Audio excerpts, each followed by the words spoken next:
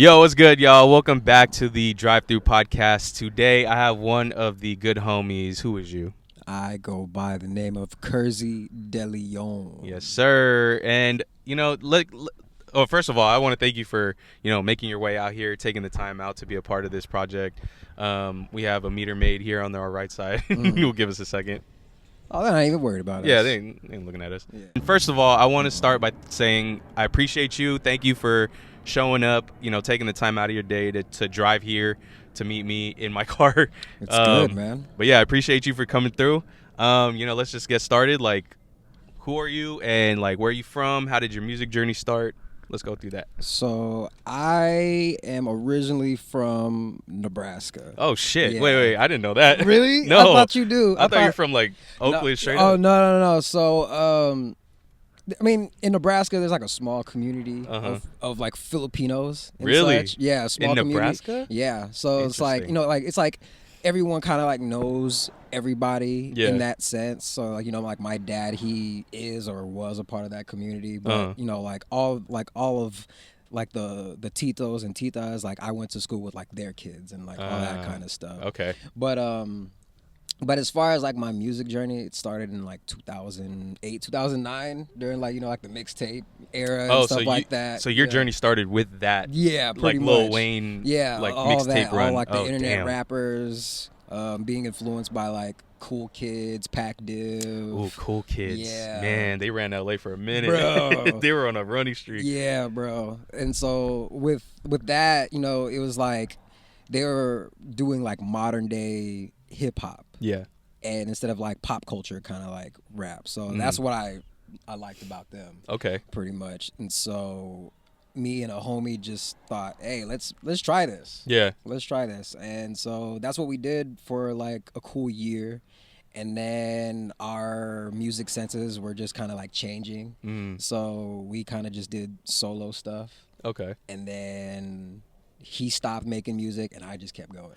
Oh damn. Yeah. So this was like a passion thing for you. It wasn't just like a hobby type thing. Right. And then like the music scene there is not really like, it's not big. Like the Midwest doesn't have its own sound. Like they piggyback off of other rappers that are popping. Right. So like they'll emulate their styles off of them. Okay. And just make it their own, I guess. What coast do you think most like that they sound the most like? Probably like maybe Atlanta. Oh really? I want to say. Oh damn. I want to say like Atlanta, and they're like die hard for like Tech Nine because he's from the Midwest, so like he always does like a lot of Midwest shows and stuff like that. So like the hometown celebrities of like the Midwest, like they will like open for big artists when they come into town. Yeah. But like that's pretty much it, unless like you rent out a space and then make your own shows with other hometown artists, like cool. But like for the most part, it's like you made it big in your area is if you open for bigger artists in that sense. Got it. And just putting on for your city pretty much. Have you guys like curated your own shows out there while you were like coming up? No, not at all. I think Not at all. Not at all. Not at all. Because it was hard to just have a following out there because it was just like if you weren't already established and if they didn't like your style, they're not gonna support you at all. So it was just like we just had to just make our own lane. Were you like I guess not catering, but were you like promoting your stuff more to like the Filipino community that you were kind of a part of, or was were you trying to reach like a more broad audience so you kind of skipped over? Yeah, I skipped over just like the Filipino community per se. It was just more of like the people I had just hung around with and just. I don't know, like in Nebraska, like everybody knows everybody kind of thing. So like you could see a set of people at one club and you could probably see them like next week at the other club. Whatever is like popping in those areas for that weekend, like you're going to see these people regardless of. So it's just like trying to just, I guess, appeal to them in whatever way that I could. Yeah. But it didn't go anywhere, honestly, because I was like, they don't like my sound out here because I'm different. So it's like because I'm not rapping like everybody else. Yeah, your style is very different from what I've heard, but it's very versatile because it's like it's not just a very groovy pop type sound, you could still spit. You know, I've heard you spit on different tracks too, and I'm like, damn, this guy could do pretty much like different genres. Yeah. Like a genre bender, you know, like Avatar shit. Yeah. Yeah. How do you or actually I want to ask, like, when did you make that move from Nebraska to California? 2013. So about like 5 years after you first started making music. Yeah, pretty much so. What was the move? Like, where was it? Just all your family was just like, we got to get out of here. Well, I lived with my grandma in Nebraska. You know, that's my mom's mom. Gotcha. So I've lived with her like my whole life. Okay. And some family stuff was happening out here. Sadly, it was bad. And the crazy part is, it was like around like the summertime. So usually every summer before I made the move, I would come out here for a couple months for like the holidays, summertime or whatever. And then like I just left, and then some stuff happened, and I was like, I got to go back. So a month later, I came back out here to stay for good. Ah, okay. So you're like, I got to stay out here now. Like, for sure. Yeah. Okay. And then where'd you move to, like, when you first landed in Cali? Fairfield. So a majority of my family is like in Fairfield. Damn. Majority of them. Yeah, but I have family like spread out all in California. So, but Fairfield is just like where everybody. That's like the prime location for everybody. Okay, that's cool. Yeah. And then, like, when you were transitioning out here to Fairfield, like, do you think the music scene was the same-ish from here compared to like Nebraska? Man, no, not even. It's crazy because like California music is very prominent here because it's California, and I mean, and it's widespread everywhere else. Right. But as far as like Bay Area music, it is not that broad out there. I mean, they only know E40 and Too Short. Realistically out there, you know, everyone loves hearing Tell Me When to Go. That's like the only thing they know is Tell Me When to Go. So, you know, they start jumping around thinking they're, you know, being hyphy or whatever the case is, because that's what they think that is, just jumping around. And so that's their only impression of Bay Area music is E40 and Too Short. Yeah, pretty much. Dang. Yeah, and then like Blow the Whistle, and Shake That Monkey, like those are like the only like two like club bangers that I usually hear out there. That's like the equivalent of like the people that don't know Filipinos. Their first initial thing of Filipinos is lumpia and Jollibee. Right. That's like there's nothing else. Yeah, exactly. Those are the only two things. Speaking of which, like, by the way, we had to relocate from where we were because they were doing karaoke in the tennis courts. Yeah, freaking.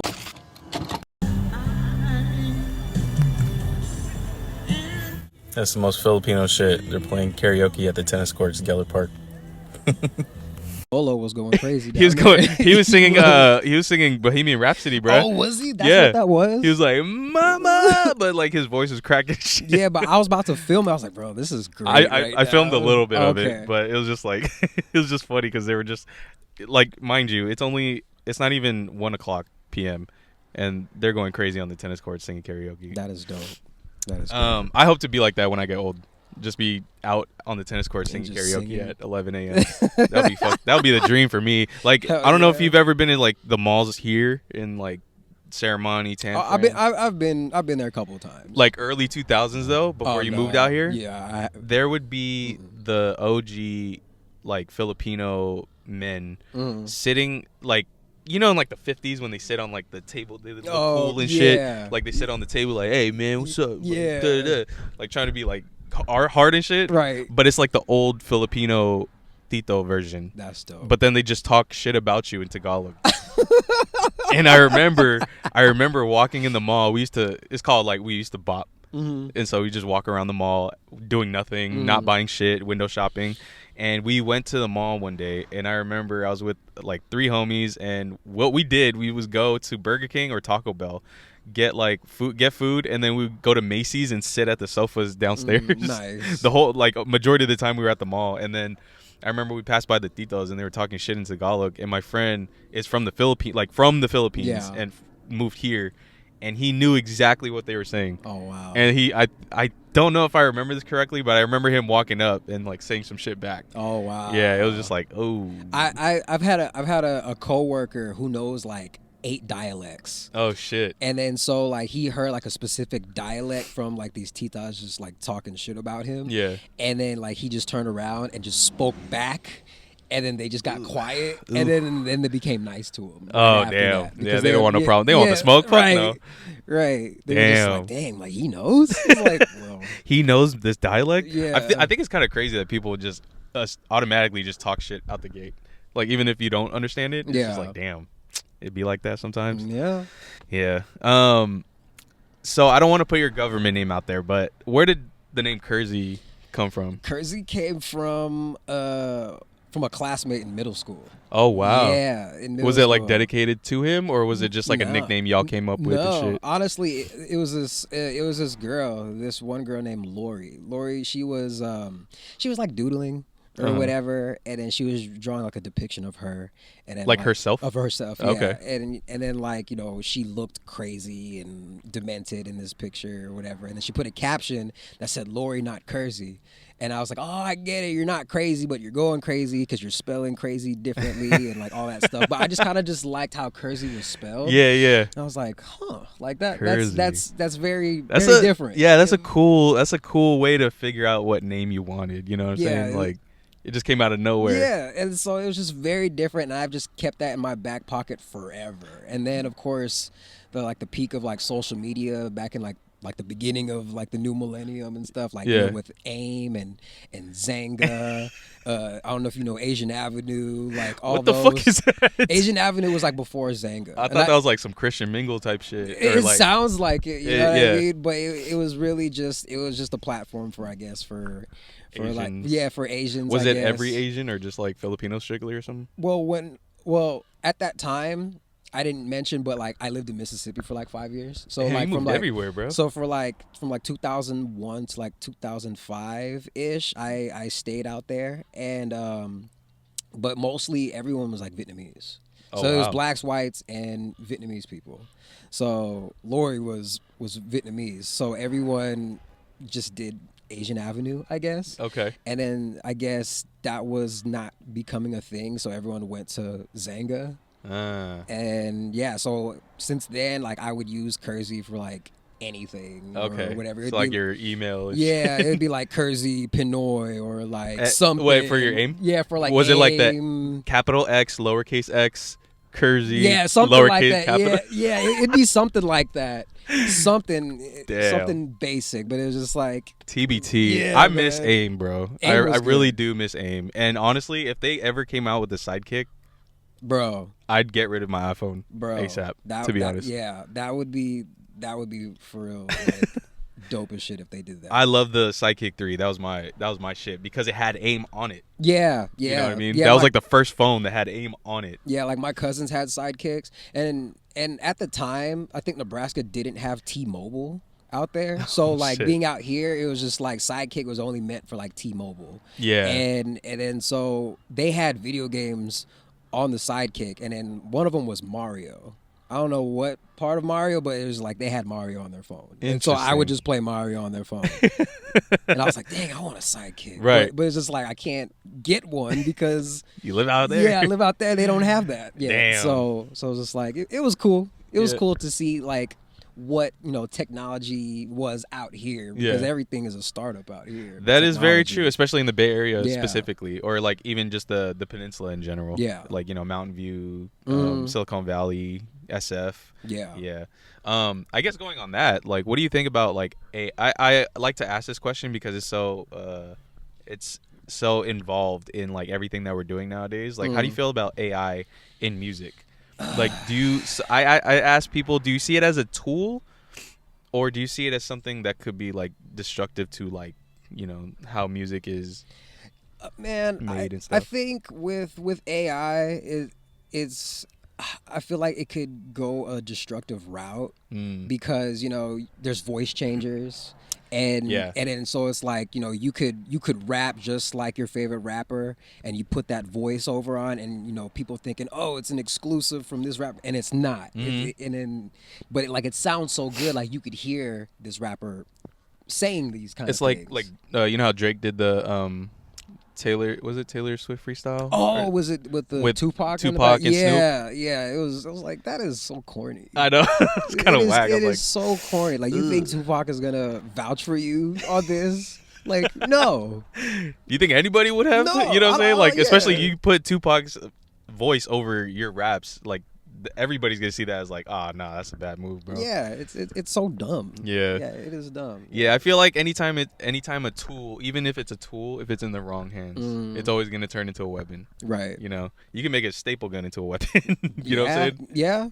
Or a nail gun. You can make that into a weapon. True. Who are your biggest artistic like influences? Who do you think inspires the sound of the type of music that you're making today? Man, there's quite a few, but I still go with the cool kids. Mikey Rocks and Chuck English. They'll forever be goated. Okay.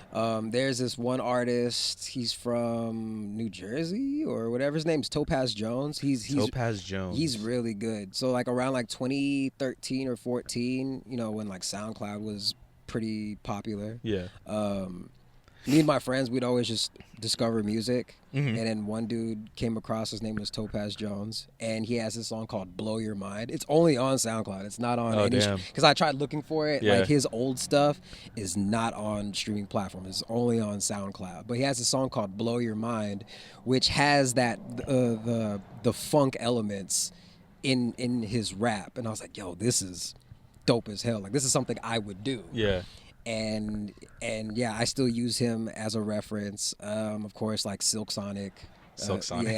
Yeah, Silk Sonic, if you will. Damn. Anderson .Paak, Bruno Mars, like that style is pretty great. Amine.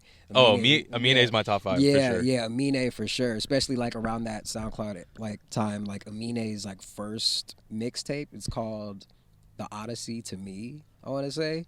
It's like, it was based off of like this one independent film, this one UK film called Submarine, and pretty much he uses like the sounds, like the clips from that movie, and he puts it in. Oh, so he was sampling the whole movie. Kind of, yeah. Basically, yeah, and certain, yeah, and then but that's what made me want to watch that movie, is because of that mixtape. Yeah, okay. and then so, but yeah, Amine has been the influence. Who else? Akeem Ali. I don't know if you know. He does like these pimp kind of raps. He does like he'll take like 70s like music, and then he can freestyle his. That's like, what's his name? Sugar, is it Sugar Free? Yeah, Sugar Free. Yeah. But I think this dude's also from the South. But like he was popular like during the pandemic because he had like this pimp song. I forgot what the song. Are you talking about Sugar Free? No.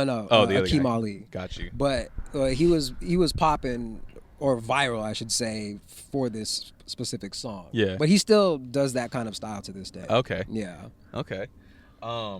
It's crazy that you say that he sampled, like talking about Amine's project where he sampled a lot of stuff. I think for me, during the early 2010s and kind of like late 2000s, I was kind of heavy into like Kanye West, because I heard a lot of his music was sampled from a lot of stuff. You know, I would find where the sample came from, and obviously, the internet wasn't what it was as it is now. Right. So finding the samples of stuff wasn't as easy. But I guess going on that journey to find like where things came from was always like kind of intrigued me. And I remember, digging deep on like where these samples came from and I stumbled upon like this mixtape that I could never find. Or I found it recently, but it took me ages to find it.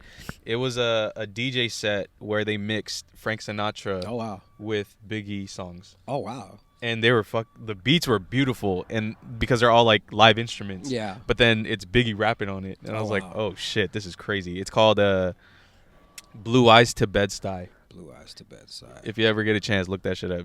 It's pretty cool, because like it's just regular Biggie songs, but they're over Frank Sinatra like hooks and like live instruments and stuff. Wow. Yeah, it sounds really good.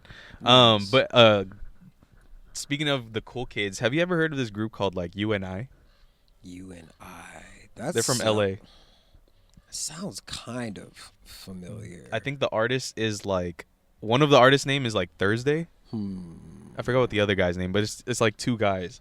But they were like shoehead rappers. Okay. Like, do you remember that era? Yeah, I feel like if I heard some songs, perhaps maybe my brother would know. Yeah. But like that does sound pretty familiar. Yeah, they had a song called like "Beautiful Day." Okay.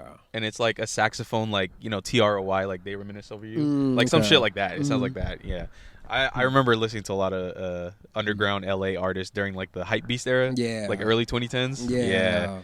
So going back to your music, what do you think was your most difficult performance? Most difficult performance. And what made that difficult for you?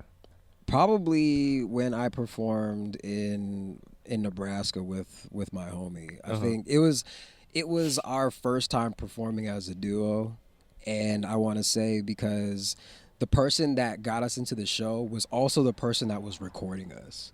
So like my homie had found us a studio, and so we didn't know how connected he was in like the music industry out there.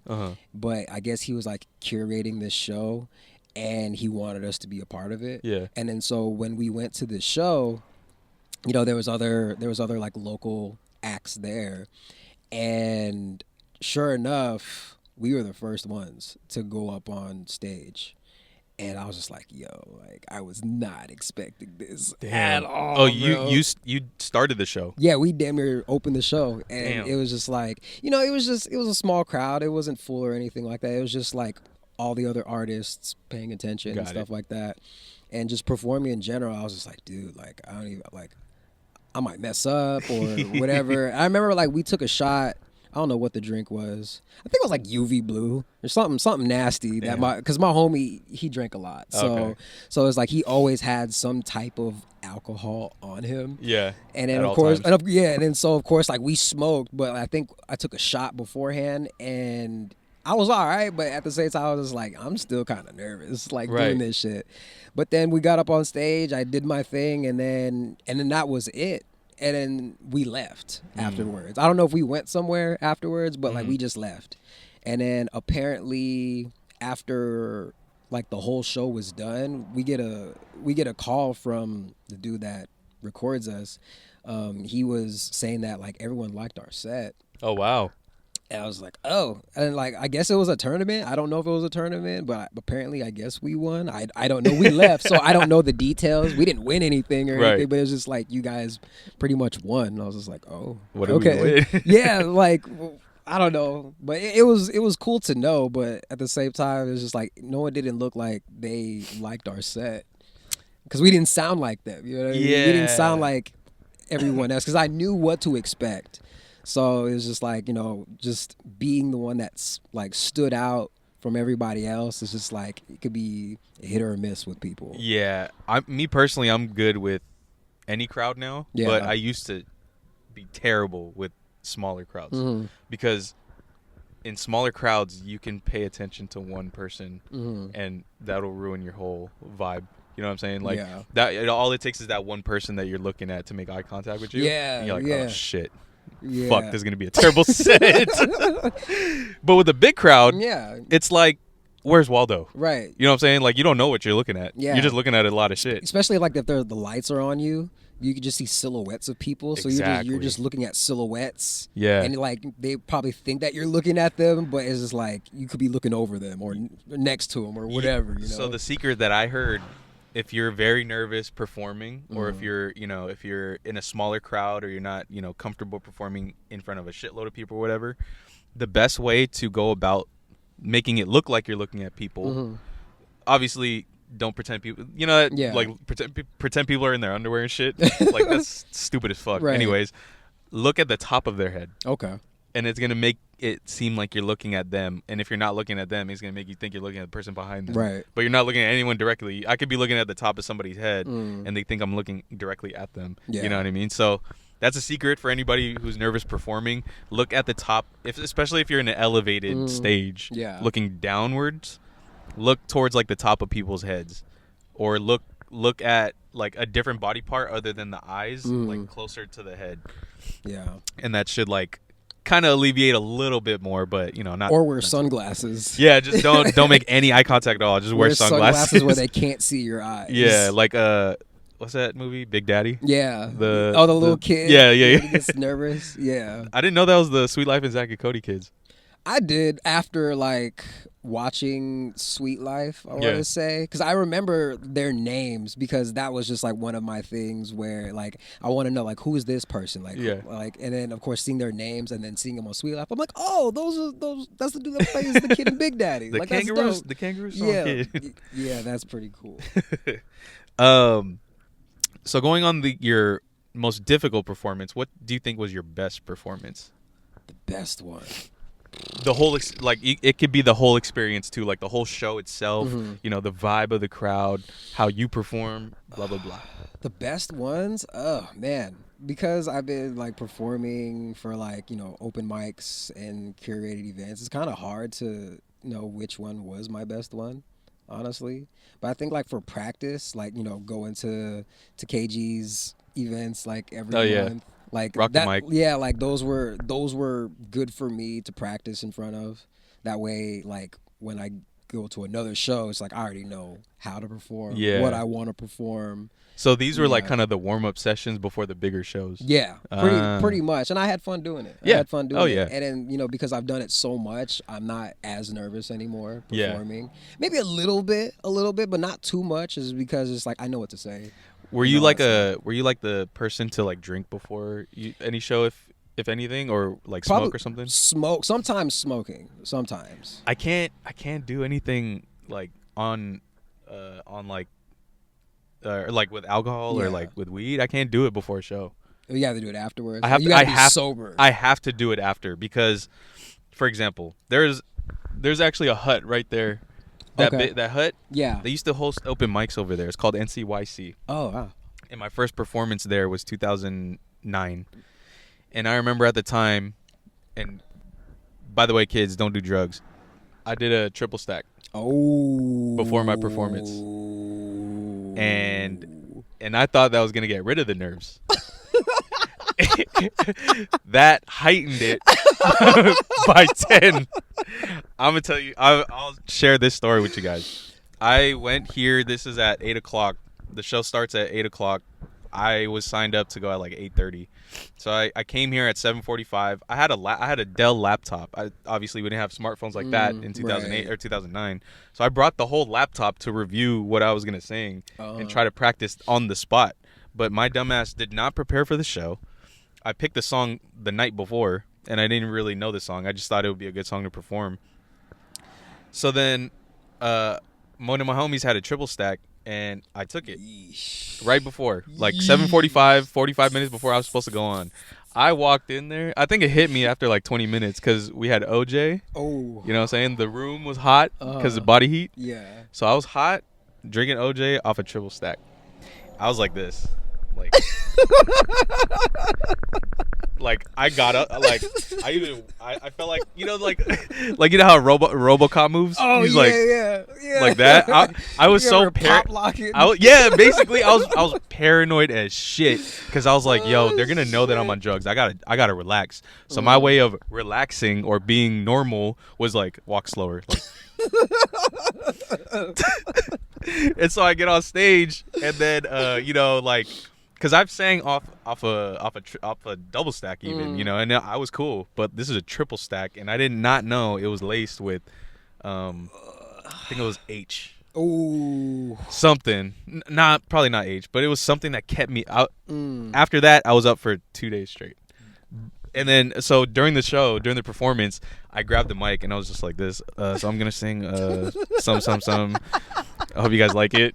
And then what's fucked up is I heard like two girls in the front. They're like, "Oh my god, he's so nervous." I was like, "You have fucking no idea." I was like, "You have no fucking clue, bro." Ooh, man. And it was hella funny because like everybody in there is like they're not like into drugs and shit. Of course. They're at open mic, you know. This is like an after school program type shit. Right.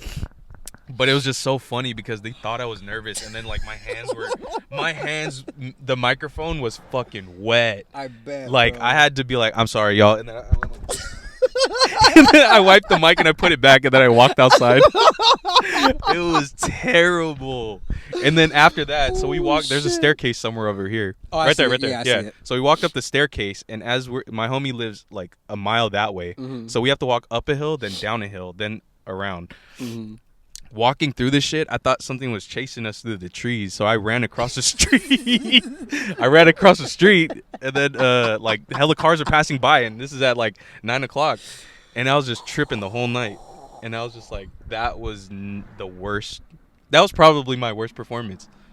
And then and it also made the whole, like it also set the standard of like, don't do shit before the show. Do shit after the, like, celebrate. Yeah. Take a shot after the show to celebrate. Okay. Because a lot of people that I know, they're going to take a shot before the show to, like, prep their nerves, calm down, try to relax. But I'm like, me? And I got Asian glow. That's terrible. You know what I'm saying? Like, that's not going to work.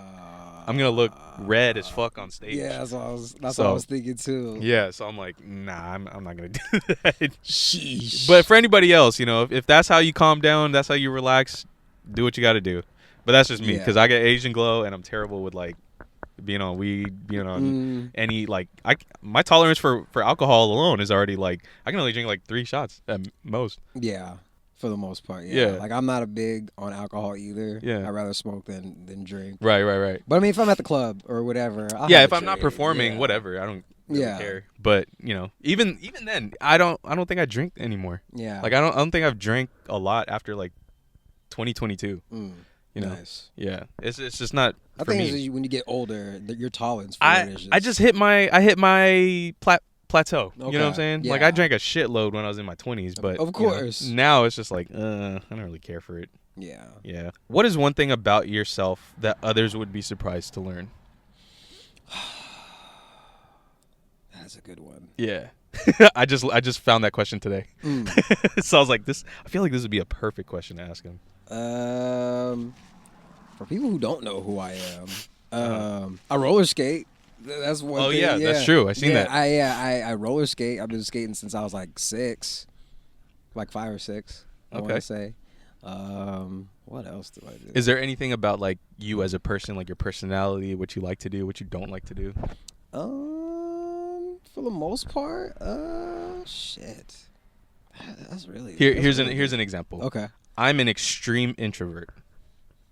But when I hit the stage, you wouldn't know that. Right. Oh, wow. Sheesh. I don't even know, honestly. to be honest, it's like what you see is what you get, pretty much. Yeah, okay. What you see is what you get. Are you an extrovert? Extrovert, I would say to a degree that I am. But, like, if I'm in a crowd of people that I don't know, like, if I go to a place solo and, there's something going on, like, I'm probably going to feel introverted until, like, somebody talks to me. And then I feel like now I have to cling on to this person the whole time. That's exactly how I am, because once I find the anchor, if I guess is the best term, once I find the anchor at a party where I know nobody, then I'll cling on to them until, like, a group talks to me, or my personal thing to get away from, like, the social anxiety, or to, like, get over it, or to, like, invite more people around me, I just call freestyle. Like, hey, y'all try freestyle. I think with me, mine is like, hey, you trying to smoke? Like, do you smoke? Yeah.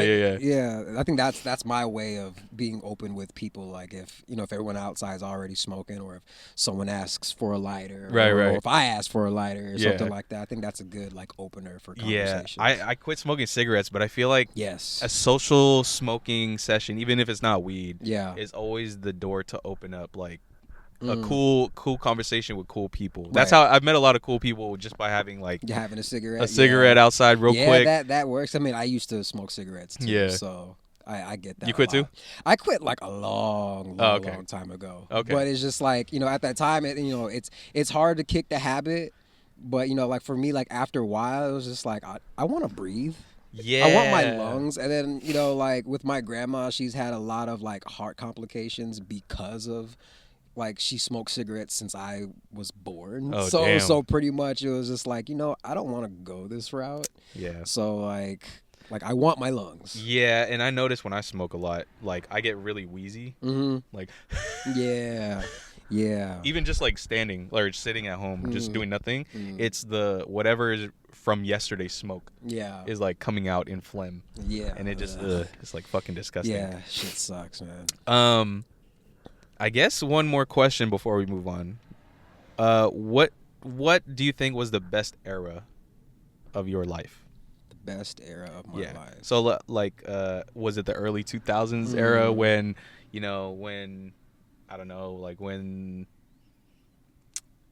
Kanye was like wearing pink tees, when he was Louis Vuitton Don, or was it during like the SoundCloud era? Was it during like the trap era? Okay. You know what I'm saying? I want to say for me, we probably have to go back to like the mixtape era, only just because like music was so prominent back then. Like every artist had their own style, and everybody was just like dropping mixtapes like every month, every other month. Everyone was doing like remixes, like remaking their own sound to like an already made song. Yeah.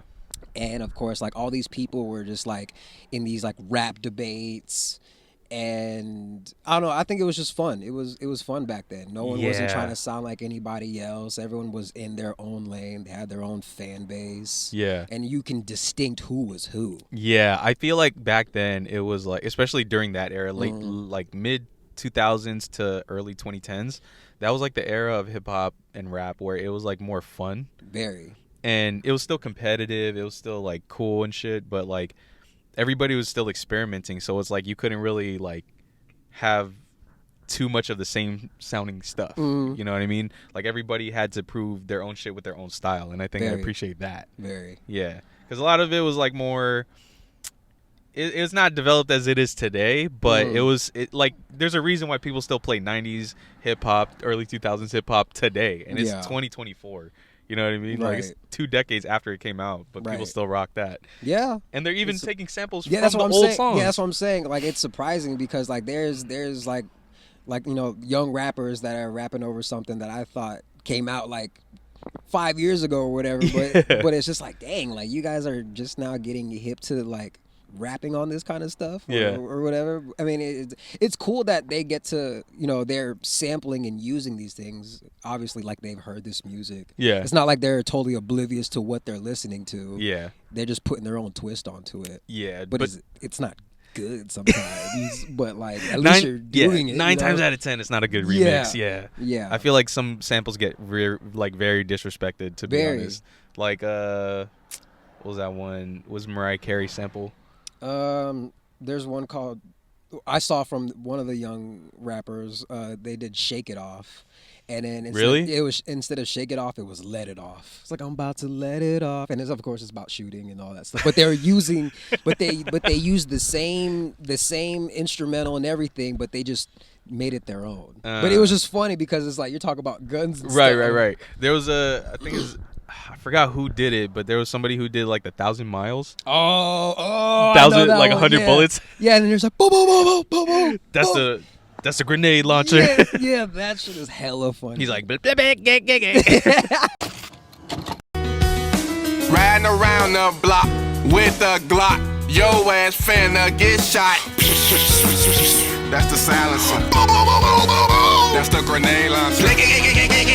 I'm finna kill you. I'm finna drill you. Yeah, that shit is hella funny. Yeah, that shit had me dying. So what I like to do on this podcast is I like to have very, lighthearted, fun conversations with all the people that I invite. I ask the people who I invite to come through because, we made a connection. I respect the craft, or, I've just known you for a long time. And the second part of this podcast is always going to be based on mental health, because I feel like not a lot of people get a chance to speak on, how they're doing, how they're feeling, how life is going. Obviously, things that you don't want to put on the podcast, you don't have to. But I like to give people an opportunity to vent.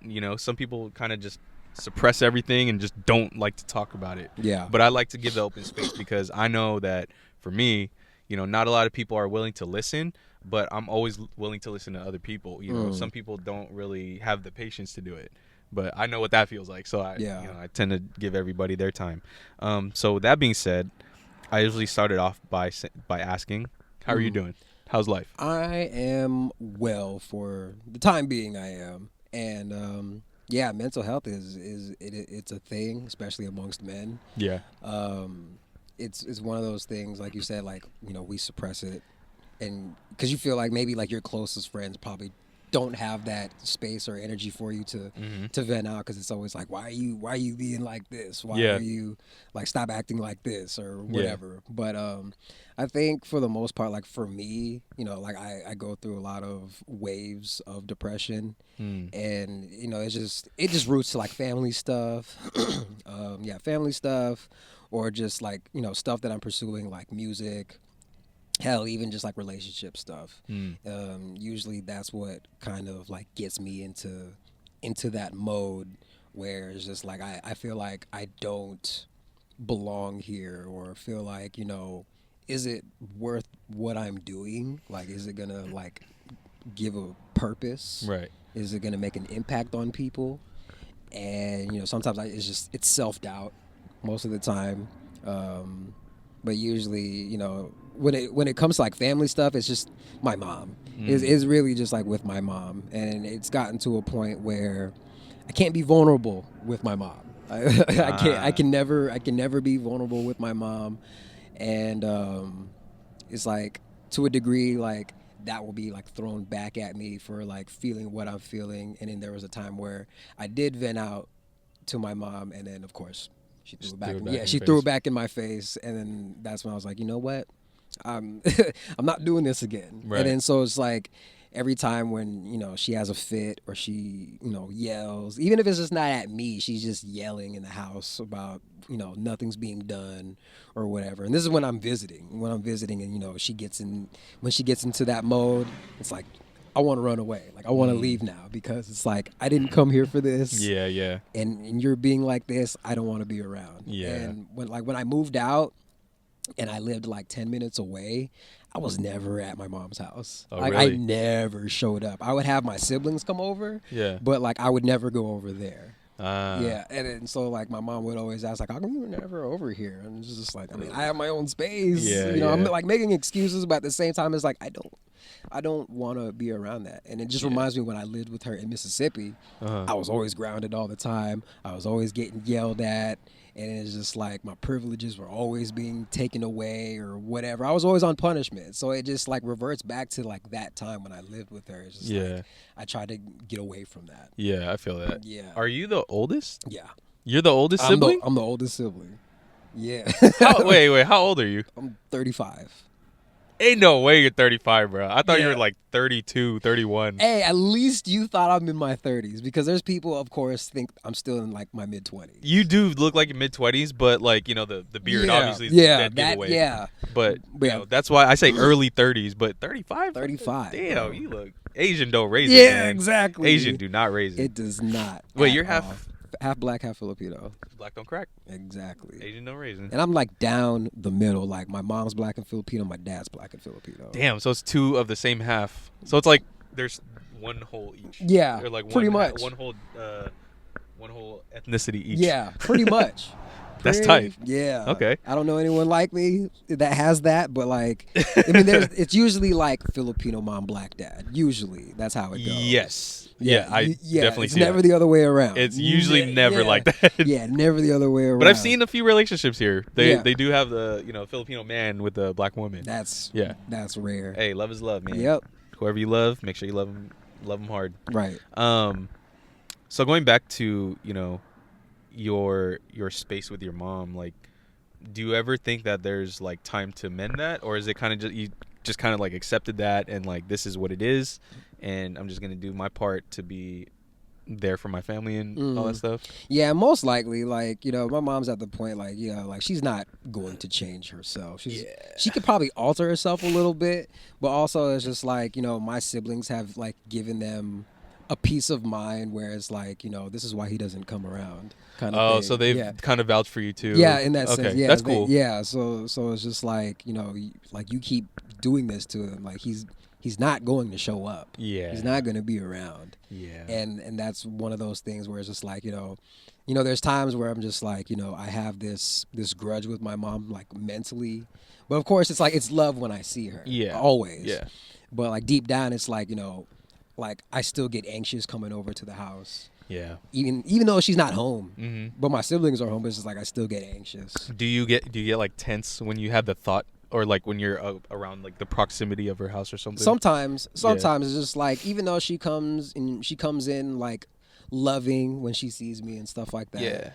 But and then sometimes like I accept her love, and at the same time it's just like, like I don't want this right now. Yeah, it's very it's the past trauma that you were dealing with is still. So there's a book. It's called The Body Keeps a Score, and from what I understand from it is like there's a lot of traumatic things that happen to you, and your body will never forget unless you like get on that journey of like healing yourself with it. Obviously, that takes a lot of time though.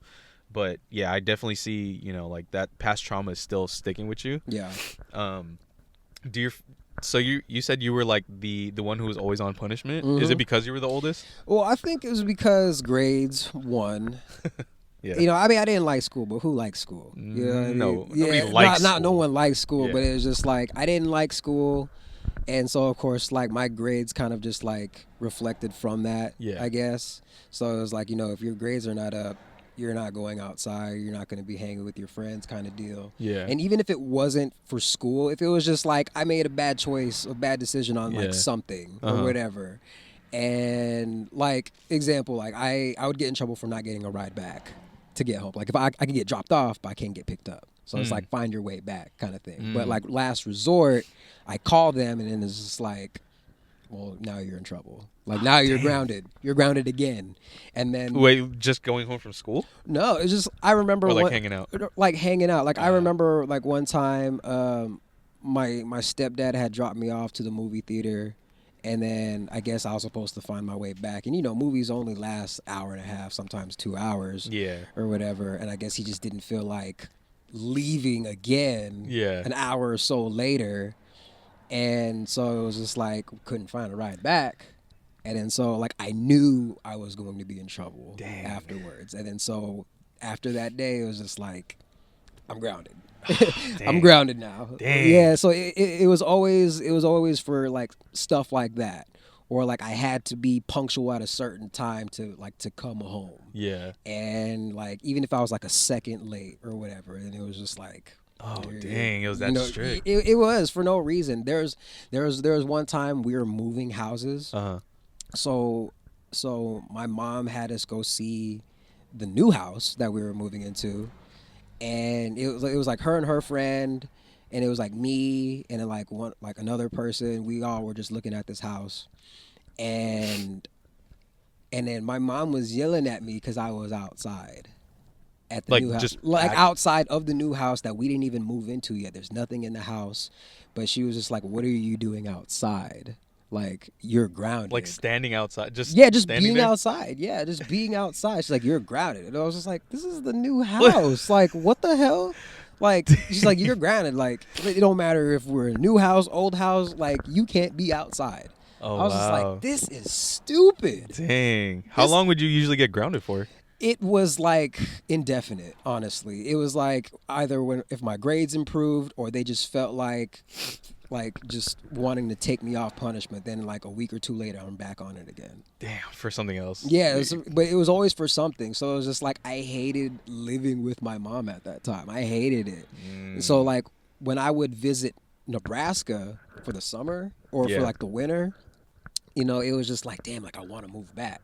But, my mom fought for me to live with her just for me to be like, I want to move back. She would like gaslight me and be like, you do this every time. Every time you go back to your grandma's, you always say you want to come back and this and that and the third. It's for good reason. Why? Yeah. Like, I don't have freedom here. Yeah. Like, as soon as you move in, you're basically just living like you're grounded. Yeah, pretty much. So it's just like I wasn't having that. So of course, like when Hurricane Katrina happened, this was like right after I just came from Nebraska to just stay for the summer. And and at that time, like I met a girl there too, so it was just like, fuck, dude, like I'm not gonna see her for like a whole year. She's probably gonna be with somebody else, like long distance relationship type something. Shit. But it was just like I can't do that. Like I gotta find a way to get back. And then like during like the end of like August towards September, Hurricane Katrina happened, and then we went to Florida for a week, and then you know, we still had to go to school, so I couldn't be out of school. Right. So the best thing was to go to Nebraska. So like my mom and everybody like stayed in Nebraska for like a week or two. And then my mom was like, you could stay here. Yeah. Just keep your grades up. Okay. If your grades are bad, you're coming back with us to California. Dang. So I was like, bet. So, Challenge accepted. Yeah. So like ever since then, like I stayed in Nebraska.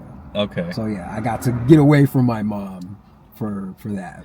Dang. But still visit. Because yeah. you know I have siblings and stuff. So it's just like still want to visit. Okay. So, How many siblings do you have? On my mom's side, I have 3. On my dad's side, I have 2. 6 altogether. Pretty much. Dang. And 2 stepsisters.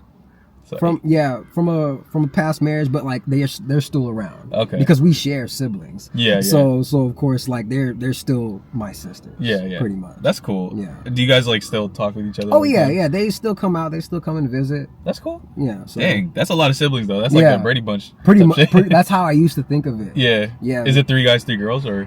Yeah. Oh really? Yeah. It really is the Brady Bunch. Yeah, like when my mom and stepdad met, you know, my mom had 2 boys and then stepdad had 2 girls. Uh-huh. And then so when the 3rd boy came, that was my stepdad's first son. Yeah. And then when my sister came, that was my mom's first girl. Oh wow. Yeah. Dang. Yeah. It just like the whole sequence of like your mom being half, and then your dad being half, and then 3 girls, 3 boys. Yeah. Everything was just like perfectly symmetrical. Yeah, pretty much. That's cool. Okay. When was the last time you felt lost? And how did you find your way out?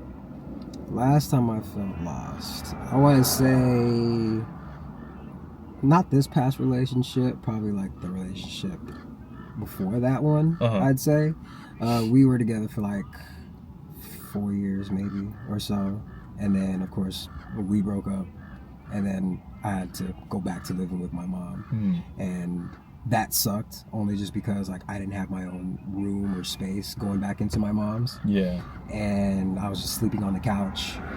And I wasn't home as much. I would either sleep at someone else's house or I was sleeping in the car because I had no peace. I had no peace at all to myself. And it was bad because I was, you know, not healing and then, you know, trying to talk to other people and stuff, trying to just seek comfort in them. And even though it was temporary, but, you know, that's, you know, I was still trying to like seek something long term, I guess, even though I shouldn't have.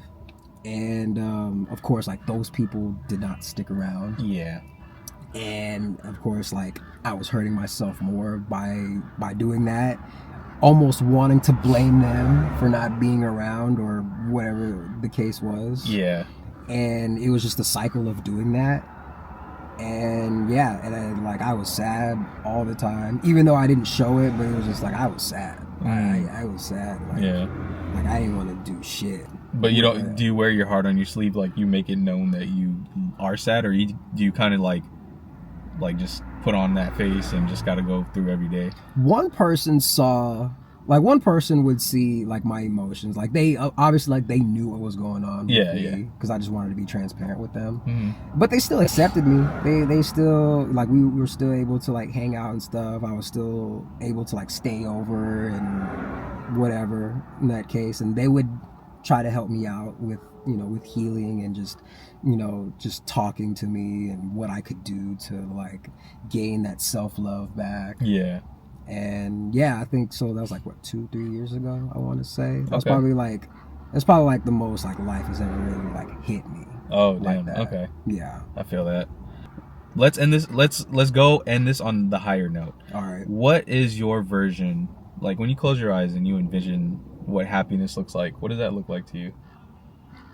Just being able to do things for myself, whether it's, you know, just going out, you know, on a walk, or, you know, going to like a different, you know, like store or whatever, just being able to like experience different things that I've never got to really experience before. And then seeking happiness into that and trying to bring other people into that to experience what I'm experiencing. That way they could experience something good for themselves as well. So you like to involve a lot of people in like stuff that you like doing? Yeah. Like that. Yeah, pretty much so.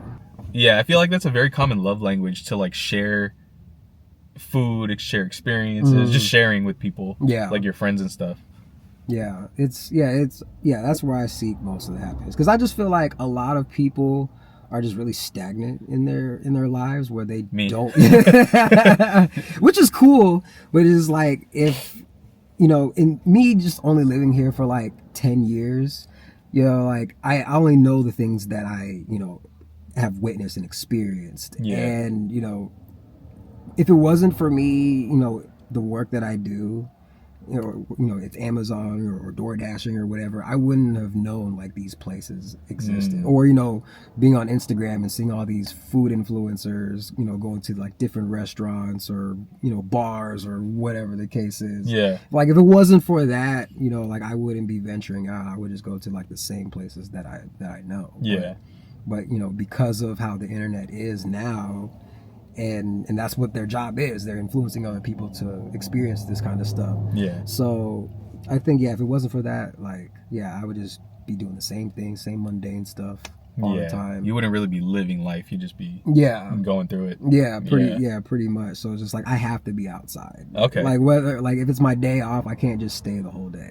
Like I could have been tired from the day before or had a hangover or whatever, but it's just like I gotta be outside. Like I gotta. As long as you're doing something. Active.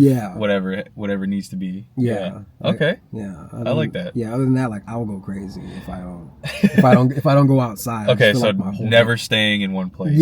Always much. Exploring. I got that. Okay. So before we end the podcast, I usually do two things. The first thing is I ask every guest to write down 2 questions, and the next guest that's on the episode, which is you today, they'll pull out from a mixture of random questions that people have written down and just answer one of them. You good with that? Okay. So non-sponsored United Airlines tin thingy 747. That's the new Skyflakes tin box. Oh shit, that's the cookie, the grandma's cookies box. Yeah, that's that joint. So what we have here is a bunch of random questions that people ask or that people have written down, and you're gonna pull one of them and then just answer it. All right. And it says, what's one main goal you want to execute in the near future? Oh, from my boy Ra. Shout out to Ra. Hey, shout out to you, Ra. Good question. Well, I hang out with Ra and Versal all the time. So, really? Yeah, that's what I was talking about before we went on the air, of like making like events and stuff happening and stuff like that. Ra is part of that. That's hella funny. Ra is part of that circle. That's hella funny. I'm keeping this. No. I ask everybody to keep it anyway. I'm keeping this. I'm gonna send it to him later. That is perfect. That is great. Hey, shout out to you, Ra. Good question. Yeah, Ra is a good dude. I love Ra. Yeah. What I want to execute, probably just being more, I guess, more familiar with people out here. Okay. Like trying to just get my name out. Let them know like what I do, and so just gaining more of a fan base, I guess. Okay. And just networking with more people. Yeah, it all starts with networking, to be honest. Because then once you network, if people fuck with you, or whether you make a good connection, that's going to determine who's going to be around. Yeah. And then whoever they know, they're going to tell. Whoever they know, they're going to tell. And then it becomes this whole he said, she said, but it's just gonna keep growing. Yeah, and also probably just like supporting more people, supporting more artists and what they do. Showing up to their events and that's all that kind of stuff. That's one thing that I need to start doing, is showing up. Yeah, because I can always be like, oh, I'll repost it if I see it on Instagram, but that I feel like that's also not enough. Sometimes. Yeah, sometimes. Yeah. It shows that like, you are supporting them, but now it's the matter of the action. Yeah, did I care more than I need to support you? Like I can easily just repost something that I see and be like, all right, here you go. Yeah. And not say anything. I'll just repost it without it saying any words on it. Like I feel like that's very minimal. And I don't want to be like a minimal type of like supporter for my friends, Yeah, I feel that. I mean, also it's just like everyone's just like living their own lives, and because like like example, like I want to say, like, you know, going to like Mikey's, you know, video shoots and all that kind of stuff, meeting all those people, connecting with them and whatever. Yeah. And, you know, just like reaching out and, you know, inviting people to like shows and stuff, but, you know, like they're busy. Like, they got other things going on. Yeah, they got life. But it's just like, it's just the thought that counts of inviting them and whatever. Taking the action to like, to have them be a part, even if they can't. Yeah. Just like playing that part, saying like, hey, I want you to be there. Even if you know they can, but like, you know, it's always the thought. It is the thought that counts. Yeah. A lot of the time. But yeah, so the second part is, what are some words of wisdom or some words that you live by that you can share with everybody? Words that I live by. I have it actually tatted across my chest. And, oh damn! Are you done to show? No, I can't. I got all. Oh, you got the fleece jacket now. It's a pullover. Yeah. So I don't know if you ever watched the Lil Wayne documentary back in the day. It was like in 2010, 9 or whatever. It was the Carter documentary. It was like the unofficial documentary, but they had it on DVD and stuff. But it was like all like the behind the scenes things that Wayne was doing. Yeah. But there was a scene where he was in the booth and he was like speaking into the camera, and then he said this line I'd never forget, and he just says, "Repetition is the father of learning." And he explains that, you know, like, you keep doing these things, like it's all because of repetition. And so it's just like, you keep doing these things, you keep doing it, like these outcomes will show, will come to life eventually. Damn. So just like keep doing it. So yeah, but it's like really like cross my chest. Oh like, damn! Right. It just says repetition is the father of learning. Damn. So, that's tight. Yeah. That's actually like, it makes sense, because it's like when you study for something, you don't just study once. Yeah, you got to keep doing it until it's like grained into your head. Exactly, and that's Damn, that's a good one. And that's coming from Wayne. Right. It's not a verse that everyone knows or a bar. It's an actual quote that he said. Damn. Yeah. I'm kind of shocked he hasn't said that on a song though. I know, I feel like it wouldn't fit, because like, what would you rhyme that with? Right. But but he did kind of say it like that. But like, I'd have to find that clip and say it. Yeah. If you find it, send that to me, or I'll look for it too. Yeah, I was just like Wayne, he has wise words. Right. Like, that's weird. But yeah, that's always stood out to me, especially at that time when Wayne was at his peak. Oh yeah, and his whole mixtape run. Yeah, the whole thing. But it was just like anything that Wayne was in, like I, you know, my eyes were just like glued to it. And so of course, like when that documentary came out and watching that, I was just like, yo, like this is so fucking true. That's a good quote. Yeah. I'll share another one that I've shared this through many episodes, but it just hit me like a ton of bricks when I figured out like all these setbacks that I'm going through in life is not the defining moment of what it should be. Just because you take a L doesn't mean your life is an L or whatever. So the quote that I saw, and I reposted on Instagram, I forgot where I saw it, but it said, "I finally found my rhythm when I realized that stepping backwards was part of the dance." Oh. And I was like, damn, that's some shit. I even wrote it down on like a board in my room, and I was like, I'll never forget this quote, because like, you know, I always base off a lot of shortcomings as like, I'm not good enough, like what the fuck is this, like this shit makes no sense, I'm gonna quit. Yeah. But it's just like, it's part of what has to be done. With that being said, that is the end of the podcast. Do you have anything to perform? I have a song that I made last week or 2 weeks ago. It's an acoustic, so it's not rapping at all. Oh. Yeah, like, you know, everyone knows me for rapping and making fun stuff, but I've been around in Mountain View at this open mic, which is every Monday, and I'm probably gonna go today. Oh, nice. It's called Red Rock Cafe. Red Rock Cafe. Yeah. I'm gonna have to stop with you one time. Yeah, but you know, everyone, you know, is, you know, an acoustic guitar player. Yeah. And you have your sprinkles of like other artists, but mostly everyone's playing guitar. And since I've been going there for like the past 3 months now, and I don't play any instruments, so it's one of those things. It's like, you know, if I can't beat them, join them. So it's like, you know what, let me find an instrumental that has some guitar in it. Okay. Maybe they'll gravitate to this. Okay. So find your crowd, you know what I mean? Yeah, in a sense, yeah, find my crowd. Like, even though like I'm the only like rap act there. I always say the token rap act when I'm over there because like realistically, it's like I'm one of the only POCs. It's Mountain View. Yeah, it's Mountain View. One of the POCs, but like they got their Asians in there, but they're more of like on the white side. You know what I mean? For lack of a better term. They're on the right side of the Neapolitan ice cream. You know what I'm exactly. Saying? Chocolate's here, and then the strawberry middle, and then they're on that side. They're on this side. But they love what I do. But it's just like I had to switch it up for them. I feel that. Time. What's good, y'all? So we got Kerzy performing his new song, The Space in Between. You ready? Yes, sir. All right. Let's do this. Let's do it.